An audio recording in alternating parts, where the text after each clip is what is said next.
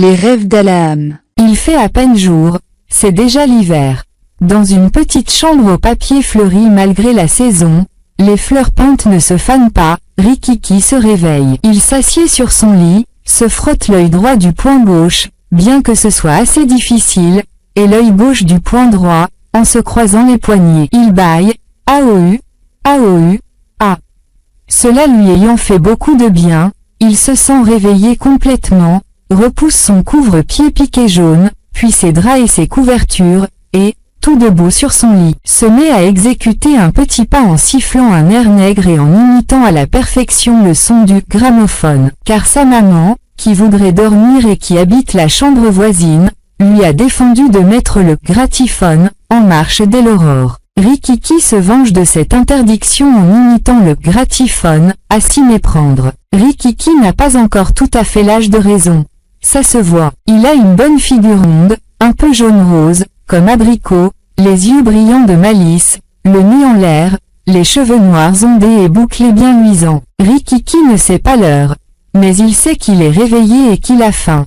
Et surtout qu'il s'ennuie tout seul. Être réveillé, dans une maison où tout le monde est endormi, lui paraît le comble de l'abandon et de la solitude. Il secoue, par la patte gauche de devant, son grand ours en peluche beige. « Réveille-toi, Casimir !» crie Rikiki à tue-tête. « Réveille-toi, les ours ne doivent pas dormir plus tard. » À ces paroles, quelqu'un, dans une des chambres encadrant celle de Rikiki, s'agite. Si c'était maman, surnommée Poutiche. Au bonheur. Mais non, c'est à gauche. Donc, c'est Josepha, la nurse. Rikiki, Rikiki, que vous êtes donc réveillé tôt ce matin. Scuse, regret, minaude Rikiki, qui, sur son petit pyjama de nuit, revêt son bon gros pyjama de flanelle bleu de ciel. Zut, un nœud à la coulisse de la culotte. Je voulais pas vous réveiller.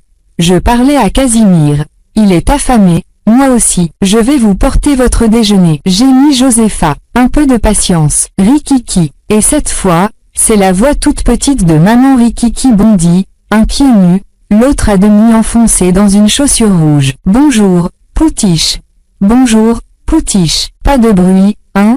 Bien sage. Pas parler aux grandes personnes. Poutiche dort à moitié. Rikiki tire les rideaux et regarde la pendule. Elle marque 8 heures. Ce qu'il peut faire noir, pendant le jour, en hiver. Tu vas bien, Rikiki? Bien dormi, Poutiche? J'ai fait un rêve. Raconte-le donc en attendant que Josepha apporte nos déjeuners. Rikiki s'assied sur le bout du lit de maman. Il laisse pendre son pied chaussé et tient dans sa main celui qui est resté nu, et il le gratte délicatement. Un drôle de rêve, figure-toi. Sûrement à cause du mariage de Tante Mite. Tu as dit l'autre jour à grand-mère. Il n'y aura personne à ce mariage. Tous nos amis sont encore à la campagne ou en voyage. Tu as de bonnes oreilles, Rikiki. Alors j'y ai pensé. Et dans mon rêve, on m'avait donné une adresse pour aller acheter chez un marchand de la bonne graine d'invité. C'était une boutique qui n'avait l'air de rien, Poutiche, un petit marchand tout courbé avec une calotte verte sur la tête. Que désirez-vous, mon petit ami? Monsieur le marchand, c'est pour le mariage de Tante Mite. Il nous faut du monde. Avez-vous des bonnes graines d'invités? Je crois bien, mon petit ami. J'ai là des graines de toutes sortes d'invités. Qu'est-ce qu'il vous faut? Et de quelle espèce? Oh, des différentes. Vous pensez bien.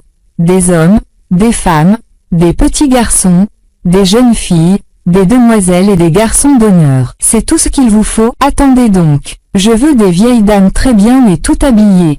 Pour les vieux messieurs, je les désire en costume. C'est plus gai. Quel costume? Des uniformes, des généraux, des académiciens, des préfets, des collégiens, des acteurs, des clowns. Cela fera bien. Voilà, mon petit ami.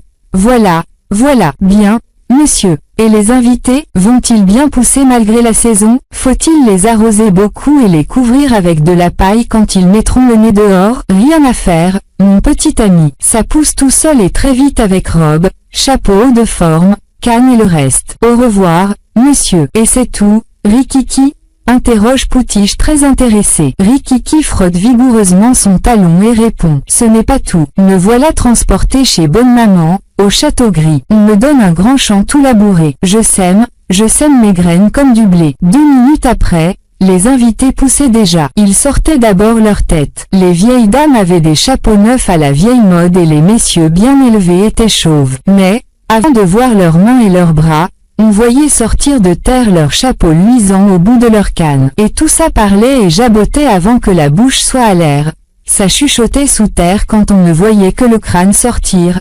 Ah, ma chère, quel mauvais mariage. Ah, Madame la Duchesse, comment, vous ici, pauvre petite, sera-t-elle heureuse? Et les vieux messieurs marmottaient, jolie, mais pas de fortune. Eh bien, Rikiki, on t'avait vendu de la graine d'invité très mal élevée, dit maman en riant. Voilà, j'ai fini mon rêve. Poutiche, on va déjeuner. Et Josépha entra, portant sur un plateau de bonnes tasses fumantes.